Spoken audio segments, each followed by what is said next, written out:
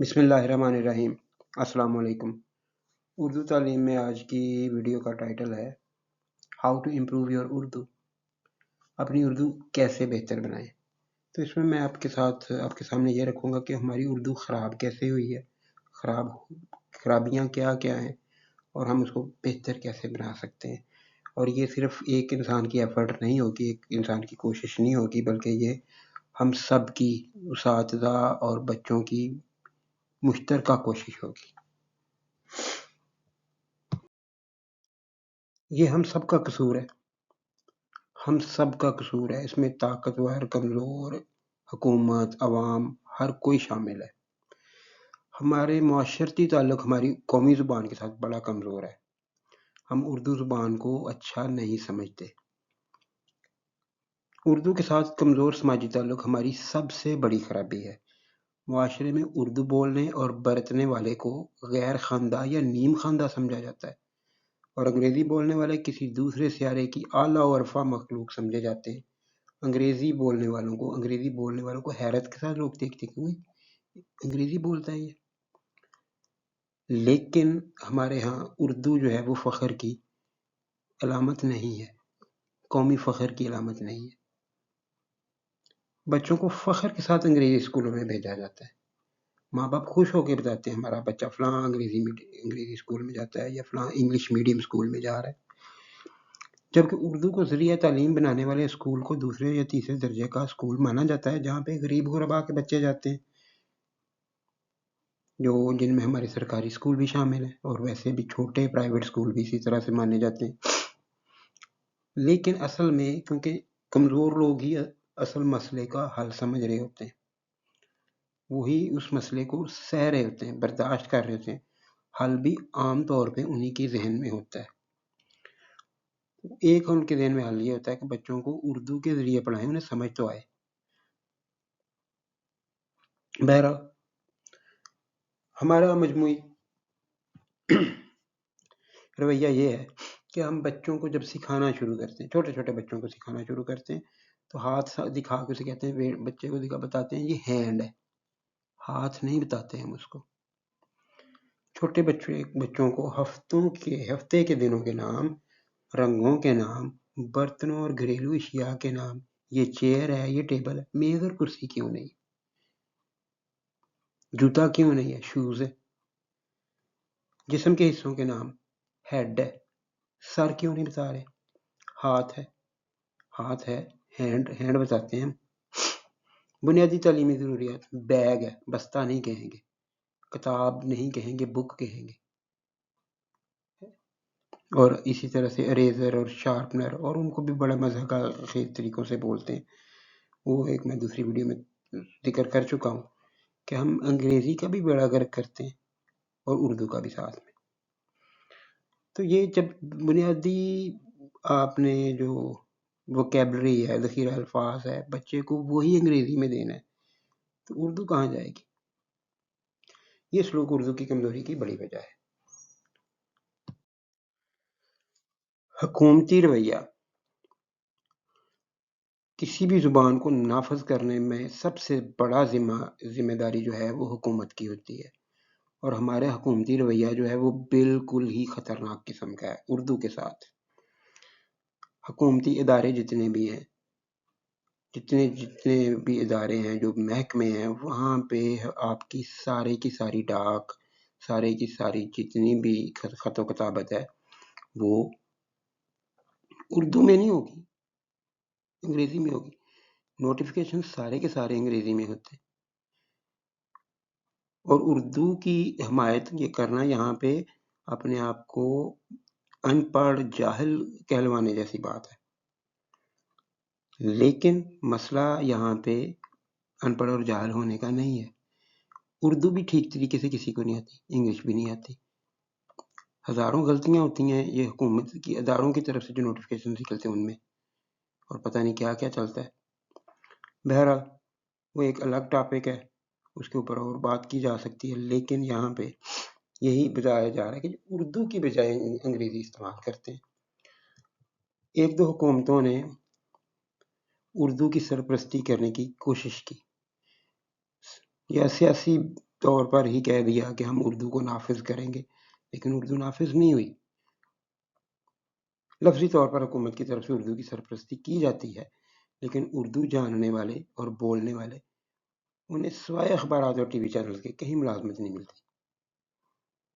یہاں پہ اردو بولی جاتی ہے، لکھی جاتی ہے، اور ان کو یہیں پہ ملازمت ملتی ہے، اور یہ ملازمت کے بہت زیادہ مواقع نہیں ہیں۔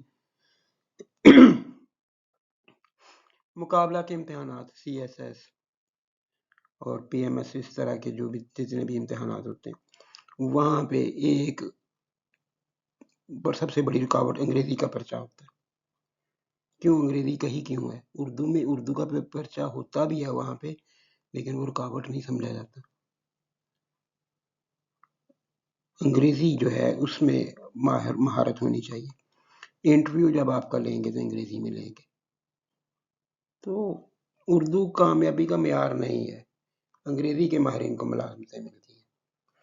عدالتیں ہماری جنہوں نے انصاف کرنا ہے، ساری کی ساری کارروائی انگریزی میں لکھتے ہیں،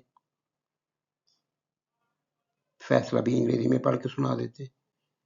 ہاں کسی کے ذہن میں کبھی کوئی آ جائے تو شاید وہ ترجمہ کیا جاتا ہے، لیکن وہ ترجمہ عام طور پر اخبارات ہی کرتے ہیں، اخبار کریں گے، ٹی وی چینلز کریں گے۔ اس پر استحضاء یہ کہ ہمارے ہاں گریجویشن کرنے کی شرط میں انگریزی مطالعہ پاکستان اور اسلامیات کا پرچہ پاس کرنا لازم ہے، کہ آپ گریجویشن کی کوئی ڈگری نہیں لے سکتے اگر آپ نے انگریزی پاس نہیں کی، مطالعہ پاکستان پاس نہیں کی اور اسلامیات نہیں پاس کی۔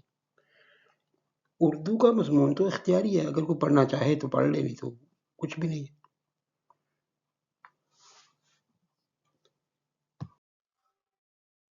کسی بھی زبان کے دو پہلو ہوتے ہیں، ایک فارمل اور ایک انفارمل۔ فارمل وہ ہے جو رسمی ہے، جو لکھا جاتا ہے یا کتابوں میں پڑھا جاتا ہے اس کو، اور انفارمل وہ ہوتا ہے جو بولا جاتا ہے اور سنا جاتا ہے۔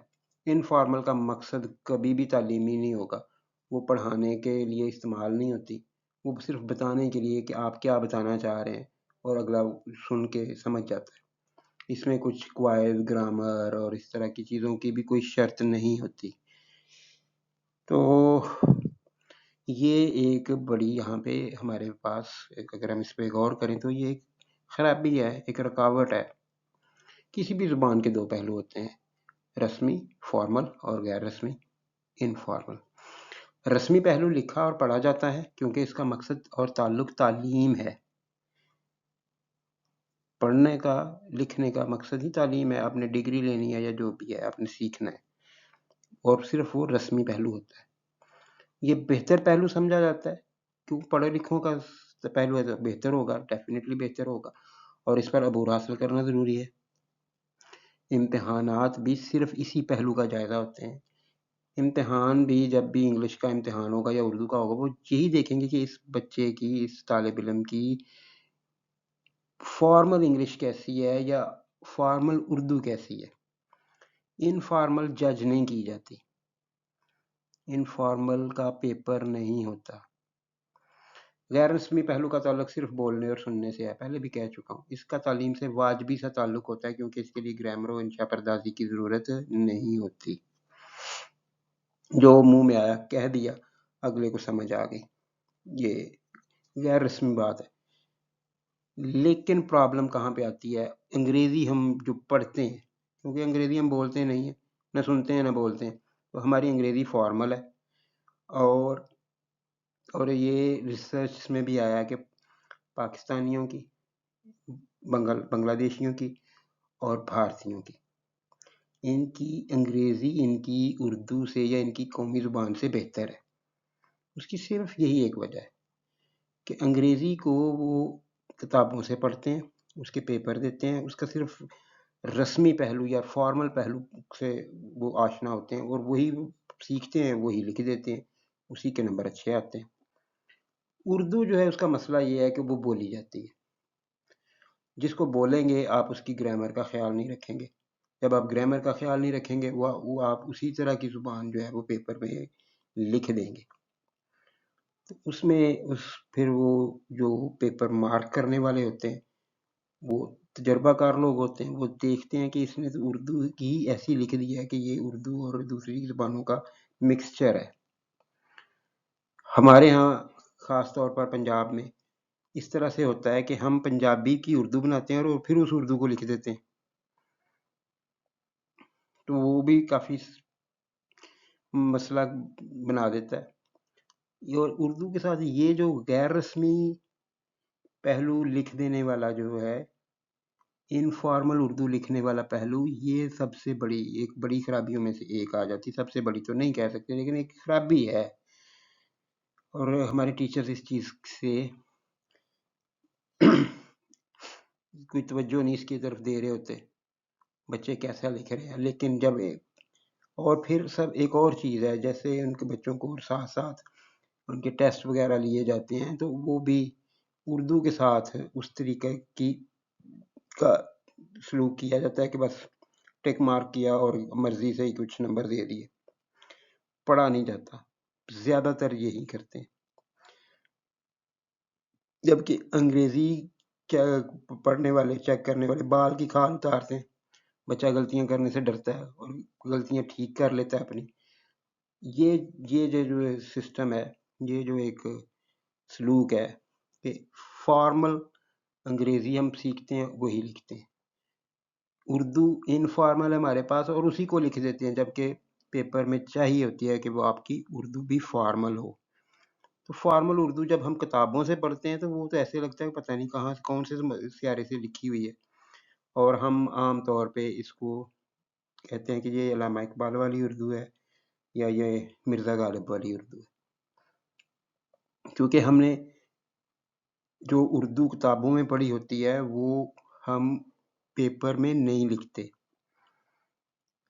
ہم نے اگر ڈائلاگ ہی لکھنا ہے فرض کر لیں تو اس میں پہلا ہوتا ہے کہ جی کیا حال ہے، تو ہم بھی وہاں پہ بھی یہی لکھ دیتے ہیں کیا حال ہے۔ فارمل اردو میں بہت سارے اس کے لیے جملے بن جاتے ہیں، مزاج کیسے ہیں، مزاج بخیریت، کیسے آنا ہوا، اس طرح کی اردو ہم لکھتے ہی نہیں ہیں، نہ ہمارے بچے جو پڑھتے ہیں وہ بھی نہیں لکھتے۔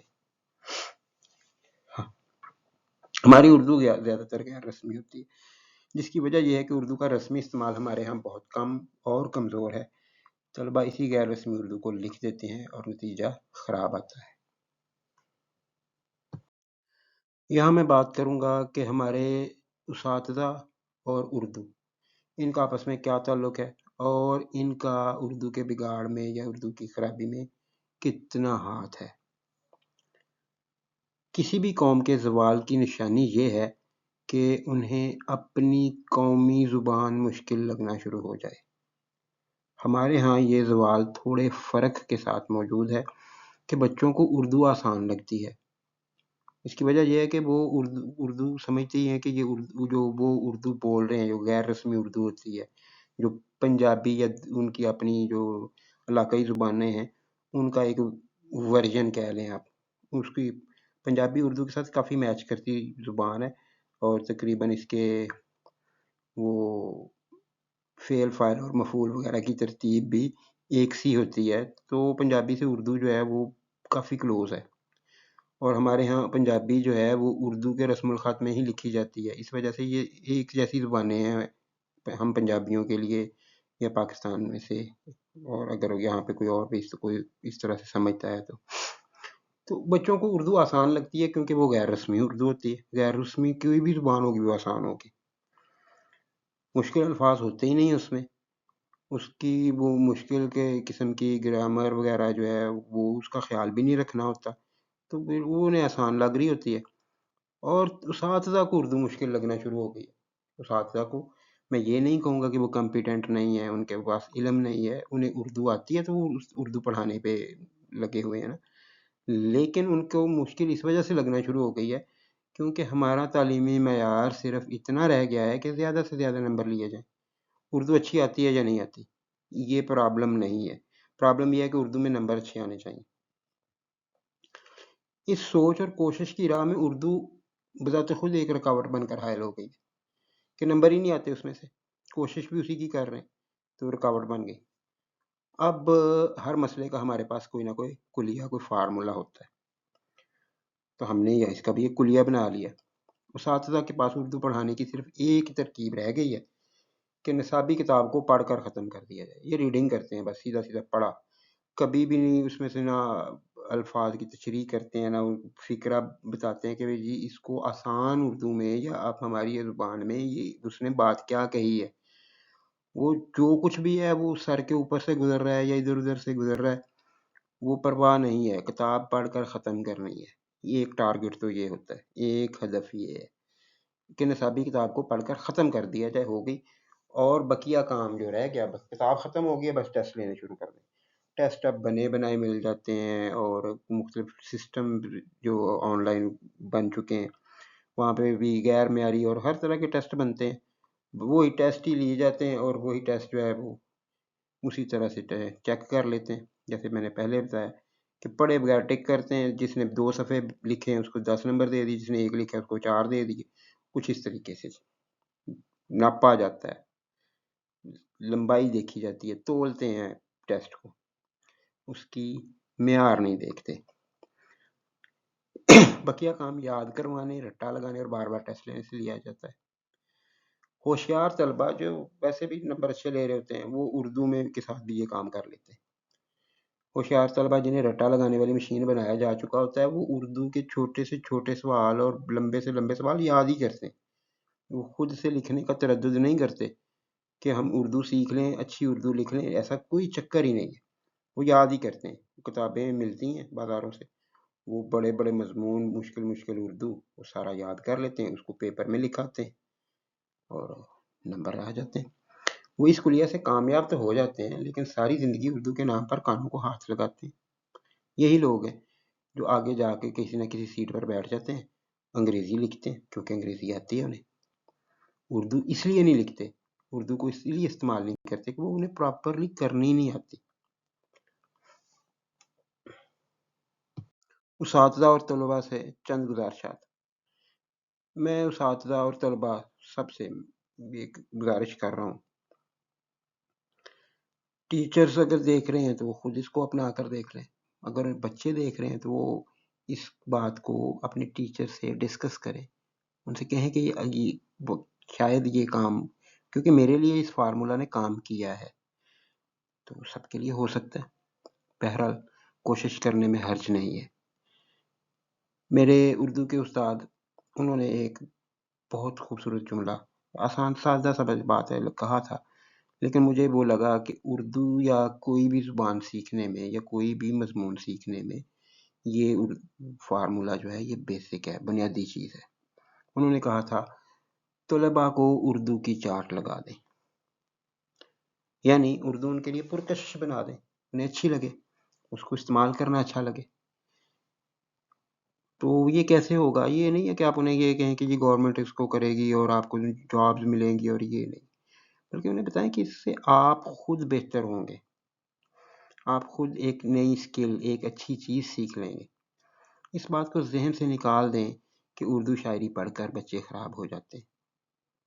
اردو شاعری ازلوں سے موجود ہے، لوگ ویسے ہی خراب ہو جاتے ہیں، نہ بھی پڑھیں تب بھی ہو جاتے ہیں. تو خراب ہونا اردو شاعری کے ساتھ منسلک کر دینا مناسب بات نہیں ہے، پڑھی لکھی بات نہیں ہے. تو آپ شاعری سے ہی شروع کریں، بچوں کو شعر یاد کرنے اور سنانے پر اکسائیں، پھر اشعار کی تشریح کر کے بتائیں کہ یہ شعر ایسے ہے اور اس کا مطلب یہ بنتا ہے.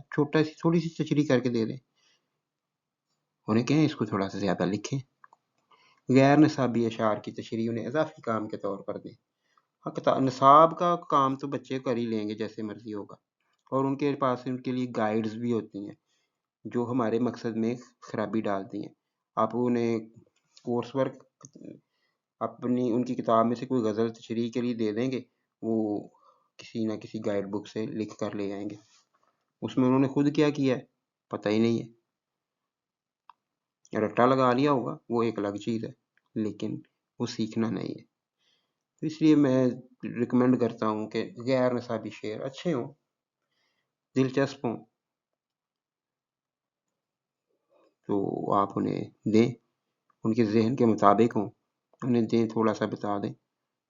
نہیں بھی بتانا تب بھی دیں، انہیں کہیں کوشش کریں کس کو کر کے لانا ہے. میں نے یہ گورنمنٹ اسکول کے چھٹی اور ساتویں کے بچوں پہ کو یہ دے دے کہ یہ اس طرح کے اشعار ان سے تشریحیں کروائیں، اور آج وہ اچھا لکھ رہے ہیں، تو آپ بھی کریں، کیا جا سکتا ہے۔ غیر نصابی اشعار کی تشریح انہیں اضافی کام کے طور پر دیں، اچھی تحریر پر حوصلہ افزائی کریں، یہ سب سے بڑی بات ہے۔ اچھا لکھا ہے، نہیں بھی اچھا لکھا پھر بھی شاباش دیں، بچہ دوبارہ کوشش کرے گا۔ اگر اچھا نہیں لکھا، غلطی لکھ دیا، آپ کے سوچ کے مطابق نہیں لکھا، کراس نہ لگائیں، اس پہ غلط نہ کر دیں، ایک کراس لگا دیں گے بچہ لکھنا چھوڑ دے گا، کیونکہ یہ ساری کلاس یہ کام نہیں کرتی، اس میں وہ بچے کرتے ہیں جن کے اندر اس کی موٹیویشن پیدا ہوتی ہے۔ آپ زور زبردستی یہ کام نہیں کروا سکتے، پہلے انہیں پوچھیں کہ آپ میں سے جو کرنا چاہتا ہے وہ ہاتھ کھڑا کر دے، سائڈ پہ ہو جائے، پھر انہی لوگوں پر فوکس کریں، ان کو دیکھ کر، ان کے کام کو دیکھ کر دوسرے بھی پھر لائن پہ آتے ہیں۔ اچھے تلفظ پر کھل کر شاباش دیں، اچھا تلفظ جو ہے وہ ایک بڑی اچھی سکل ہے، بچے اچھا پڑھ رہے ہیں تو ٹھیک ہے، انہیں شاباش دیں۔ انہیں مختلف موضوعات پر تھوڑا بہت لکھنے کو کہیں، ایسے موضوعات نہ دیں جو انہوں نے پہلے سے پڑھ رکھے ہوں، کیونکہ اس میں طلباء یہ گنجائش نکال لیتے ہیں کہ وہ اپنے ذہن میں پہلے سے موجود معلومات اور بنے بنائے جملے استعمال کر لیتے ہیں۔ میں نے بچوں کو کہا کہ جی اپنی ذات کے بارے میں 3 4 5 جملے لکھیں، تو وہ کیا کرتے ہیں جی، پہلا جملہ یہ بنا دیتے ہیں، میرا نام فلاں ہے، میں فلاں کلاس میں پڑھتا ہوں، میں فلاں اسکول میں پڑھتا ہوں۔ تو یہ وہ چیزیں ہیں جو بنی بنائی ان کے ذہن میں، انہوں نے خود تو کچھ نہیں کیا، تو میں اگر اس طرح کی کوئی چیز دوں تو میں انہیں شرط لگا دیتا ہوں کہ یہ چیزیں آپ نے نہیں لکھنی، کیونکہ طلباء گنجائش خود ہی نکال لیتے ہیں۔ میں نے کہا جی کہ آپ نے اپنے چچا کے بارے میں لکھنا ہے، تو وہ وہی مضمون لکھ کے لے آئیں گے جو انہوں نے اپنے باپ کے بارے میں یاد کیا ہوا ہے، باپ کی جگہ پہ چچا کا لفظ لکھ دیں گے۔ تو بنا بنایا مٹیریل ایسی کوشش کریں کہ وہ ان کے پاس بنا بنایا مٹیریل نہ ہو۔ میں آپ سے اگلے تھوڑی دیر میں یہ بھی ڈسکس کرتا ہوں کس طرح کی نکل آتی ہیں، میں نے خود کچھ یہاں پہ ایڈ کی ہیں، کچھ آپ خود بنائیں، کوشش کریں، بہتر ہو جاتا ہے۔ انہیں اعتماد دیں، غلطیوں سے اغماض کریں، یعنی ان کی غلطیاں اگنور کر دیں، لکھنے پر لگا دیں، پھر آہستہ آہستہ ایک دو غلطیاں نکالنی شروع کریں۔ بہت سلو پروسیس ہوتا ہے، تعمیر جو ہے وہ تیزی سے نہیں ہوتی، جلد بازی نہ کریں۔ آپ کے پاس سال ہے، سال لگا دیں، 2 سال ہیں، 2 سال لگا دیں، بچہ کچھ بن جائے گا۔ تھوڑا ٹائم ہے تو کر کے دیکھ لیں۔ میں نے بچوں کو ایک ماہ میں کام پر آمادہ ہوتے ہوئے دیکھا ہے، زیادہ ٹائم ہے زیادہ اچھا لکھ لیں گے، بوریت نہیں ہوگی اس میں، یہ چیز گارنٹی ہے، اس چیز میں آپ کو بھی بوریت نہیں ہوگی، انہیں بھی نہیں ہوگی، انہیں لکھنے اور لیکن بوریت اس چیز سے ہونا شروع ہو جاتی ہے کہ آپ روزانہ غلطیاں نکال کے ڈانٹ ڈپٹ کریں، نہ نکالیں غلطیاں، کیا ہے، ایک دن غلط کیا ہوا ہے تھوڑا سا نشان لگا دیں، یا اسے بتا دیں کہ بیٹے جی یا بیٹی کو جو بھی ہے آپ اس طرح سے اس کو لکھ لیں، انہیں لکھنے اور بولنے پر آمادہ کریں۔ کتابیں رسائل تجویز کریں کہ فلاں کتاب پڑھیں، فلاں کہانی پڑھیں، فلاں ناول پڑھیں، رسالے بتائیں۔ میں تو بچوں کو کئی موویز بھی بتا دیا کرتا ہوں، حالانکہ بہت سارے لوگوں کو اعتراض ہو جاتا ہے، لیکن میری ذاتی رائے میں سیکھنے کی چیز ہے، کہیں سے بھی سیکھی جا سکتی ہے۔ شعر میں اس لیے ریکمینڈ کرتا ہوں کہ یہ ایک ذہانت والا کام ہوتا ہے جو کسی شاعر نے لکھا ہوتا ہے، یہ ایسی فضول الٹپ باتیں نہیں ہوتی، یہ کسی بھی زبان کا بہت بہتر استعمال ہوتا ہے کہ آپ اس کے اندر شاعری کر سکتے ہیں، سیدھا جملہ تو لکھ ہی لیں گے، شاعری کر سکتے ہیں، شاعری سمجھ سکتے ہیں، تو اس طرح کے اشعار جو ہیں وہ بچوں کو دیے جا سکتے ہیں کہ آپ انہیں کہیں کہ جی یہ شعر ہے، یہ آپ نے ابھی بیٹھ کر 10 منٹ میں 5 منٹ میں اس کی تشریح کرنی ہے، پھر چیک کر لیں، 15-20 منٹ کی ایکٹیویٹی ہو جائے گی اور آپ کے پاس کچھ 6 7 8 10 ایسے بچے کام کرنا شروع کر دیں گے جو آئندہ اردو میں بہتر ہو جائیں گے۔ پہلا شعر جو ہے وہ ویسے تو آپ لوگ اس کو ویسے پوز کر کے پڑھ سکتے ہیں۔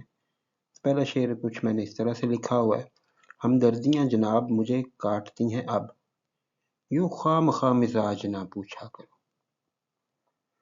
بہت نزدیک رہ کر بھی انائیں ایک جیسی ہیں، تکلف وہ نہیں کرتے مخاطب ہم نہیں کرتے، یہ جو سینے میں لیے کربے جنوں زندہ ہوں، کوئی امید سی باقی ہے کہ یوں زندہ ہوں، یہ الگ بات کہ میں چھوڑ چکا کوزہ گری، تیرے جیسے تو میں مٹی کے بنا سکتا ہوں، رک جائیں جو کچھ دیر تو ہم بیٹھ کے دم لیں، بدلے ہی چلے جاتے ہیں حالات مسلسل۔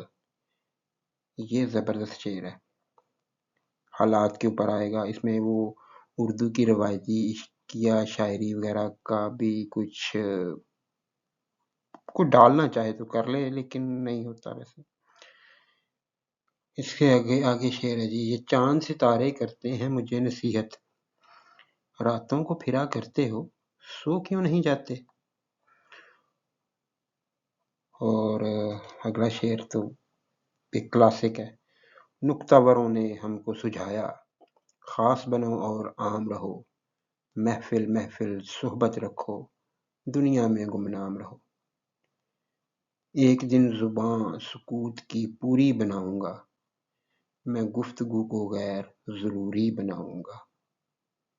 تو یہ شعر عام طور پہ دوستوں کی بیٹھک کے اوپر آتا ہے کہ دوست آپس میں بیٹھے بھی ہوں، باتیں نہیں کرتے، زیادہ باتیں نہ بھی کریں، ایک دوسرے کی موجودگی بس ہونی چاہیے، گفتگو غیر ضروری چیز ہوتی ہے، ان میں کر لیتے ہیں، نہ بھی کریں، لیکن ان کے لیے یہی بہت اچھا ہے کہ وہ آپس میں بیٹھے ہوئے۔ دیکھ بھال کر چلنا لازمی صحیح، لیکن تجربے نہیں ہوتے ٹھوکریں نہ کھانے سے، تیرا ہنسنا بھی کیا مصیبت ہے، میں کوئی بات کرنے آیا تھا۔ شاعری کے علاوہ نثر بھی لکھوائی جا سکتی ہے، نثر آسان ہوتی ہے لکھنی، شاعری میں بھی ہم شاعری نہیں لکھ رہے، وہ بھی اس کی تشریح کر رہے ہیں، وہ بھی نثر ہے، جیسے چاہے کوئی کرے۔ تو کچھ ایسے دلچسپ اور تخلیقی عنوانات میں سجیسٹ کر رہا ہوں، مزید آپ سوچئے، خود بنائیے، بنے بنائے بھی مل جائیں گے اگر آپ کہیں انٹرنیٹ وغیرہ سے سرچ کریں گے تو میں خود اس طرح کی چیزیں کیا کرتا ہوں، اور یہ زیادہ تر اورل ہی ہوتا ہے، زبانی پوچھ لیتا ہوں، لکھوایا جائے تو زیادہ اچھا ہے۔ بچے سے کہیں جی اس کو لکھ کر دے دیں، یا وہ اسے کہیں کہ یہ ٹاپک ہے، اس کے اوپر تم نے یہ آگے کچھ 4-6 جملے لکھنے۔ تو پہلا اس طرح سے ہے: اگر میرے پاس ختم نہ ہونے والی دولت ہو تو۔ اس کے اوپر میں آپ کے ساتھ ایک تجربہ شیئر کرتا ہوں۔ میرے پاس اسکول میں ایک چھوٹا سا 8-9 سال کا بچہ تھا، اسے میں نے کہا کہ اگر تمہارے پاس ختم نہ ہونے والی دولت ہو تو کیا کرو گے؟ تو وہ بچہ تو ایسے بوکھلا گیا، وہ سوچ رہا تھا کہ یہ کیسے ہو سکتا ہے، تو اس نے پہلی بات یہ کی کہ یہ تو ہونا ہی نہیں ہے۔ میں نے کہا اگر ہو جائے تو پھر کیا کرو گے؟ اس نے بہت سوچ کے کہا کہ جی میں اپنے گاؤں میں اسکول بنواؤں گا، مفت اور اچھے والا اسکول بنواؤں گا، اور ایک ہسپتال بنواؤں گا۔ تو اس سے مجھے یہ پتہ چلتا ہے کہ بچے چاہے چھوٹے ہی ہوں، اپنے حالات سے انہیں آگاہی ضرور ہوتی ہے، اپنی تکلیفوں سے انہیں آگاہی ضرور ہوتی ہے۔ پھر میں نے کہا اس کے بعد کیا کرو گے؟ پھر اس نے کہا جی میں اپنا گھر بنواؤں گا۔ پھر میں نے کہا اس کے بعد کیا کرو گے؟ اس نے کہا جی اس میں بہت سارا گروسری لا کر پھینکوں گا۔ اس نے تو پنجابی میں کہا تھا، میں آپ کو بتا رہا ہوں۔ تو اس طرح کی چیزیں آپ کی دلچسپی، بچوں کی دلچسپی پیدا کر سکتی ہیں، لکھوا لیں تو اس میں آپ املا اور ان کی لکھنے کی صلاحیت اس کو بھی چیک کر سکتے ہیں۔ بچے تھوڑے سے سیانے ہوں، بڑے ہوں، جو لکھ سکتے ہوں، وہ ہوں تو بہت زیادہ اچھا ہے۔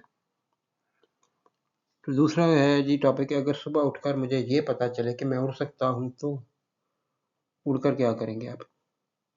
یہ چھوٹا ہی ہوگا ٹاپک، زیادہ لمبا نہیں بن پائے گا، لیکن کوئی لکھنا چاہے تو جو چاہے مرضی لکھے. حوصلہ افزائی آپ شرط ہے، بس وہ آپ نے حوصلہ افزائی کرنی کہ جو مرضی لکھ لو. اگر میری ملاقات ایک ہوٹل میں مجھ سے ہی ہو جائے کہ آپ ٹیبل پہ بیٹھے ہیں، سامنے بھی آپ ہی ہیں، تو کیا کریں گے؟ کیا آرڈر کریں گے؟ کیا کھائیں گے؟ کیا باتیں کریں گے؟ 15 سال کے بعد میں کیا ہوں گا یا کیا ہوں گی، یہ پوچھیں ان سے. اگر میرے پاس ایک جادوئی پینسل ہو، یہ کہانیوں وغیرہ میں ہوتی ہے، جس سے میں جو چیز بناؤں وہ حقیقت بن جائے، تو پھر میں کیا بناؤں گا؟ پھر کیا چیز بنائی جائے گی؟ شاید وہ بچہ ڈرائنگ کر کے لے آئے تو وہ بھی ایک سکل ہے، شاید وہ لکھ کے لے آئے، وہ بھی سکل ہے. چھٹا جو ہے یہ کافی انٹرسٹنگ ہو جائے گا. اگر میں ایک ہفتے کے لیے گدھا بن جاؤں تو وہ ایک ہفتہ کیسا گزرے گا. ساتواں جو ہے، یہ آج کل بہت زور دیا جا رہا ہے ایجوکیشن میں اس پہ کہ بچے کو انٹرپرینورشپ سکھائیں، ان کے اندر انٹرپرینورشپ کے آئیڈیاز جنریٹ کریں، تاکہ جب وہ پڑھ لکھ کر فارغ ہوں نا تو نوکریاں نہ ڈھونڈتے پھریں، ان کے پاس آئیڈیاز ہوں جن کے اوپر وہ کام کرنا چاہیں، کر بھی لیں. تو پوچھ لیں آپ، اگر میرے پاس 3000 روپے ہوں، آپ رقم کو اوپر نیچے کر دیں، 10,000 کر دیں، اور میں نے ایک کاروبار کرنا ہو تو میں کیا کروں گا. اور 8واں ہے، یہ بچے کی اخلاقیات بھی چیک ہو سکتی ہے، کچھ بھی ہو سکتا ہے. اگر مجھے یہ پتہ چلے کہ میرے گناہوں کی سزا کسی اور کو ملے گی تو میں کیا کروں گا؟ میری زندگی کیسی ہوگی؟ گناہوں کی سزا مجھے نہیں ملنی، کسی اور کو ملنی.